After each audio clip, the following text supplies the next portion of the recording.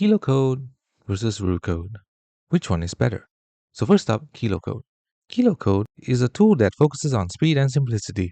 It integrates directly with your editor, generates code snippets quickly, and is great for developers who want lightweight AI help without a big setup. Think fast coding, boosts, and minimal friction. Rule code, on the other hand, is built more like a full AI pair programmer. It doesn't just generate snippets, it helps debug, refactor, and even manage larger coding tasks. It's designed to keep context over longer sessions, making it better suited for bigger projects.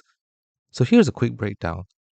Kilocode is lightweight, fast, and easy to use, perfect for small tasks and quick productivity wins. Code is more powerful, context aware, and better for long projects, though it may be heavier and take a bit more setup. If you just need quick code completions, Kilocode is the better fit. But if you want a deeper AI partner for full projects, Code wins. Ultimately, the best choice depends on your workflow. Thanks for watching. Don't forget to like and subscribe for more videos.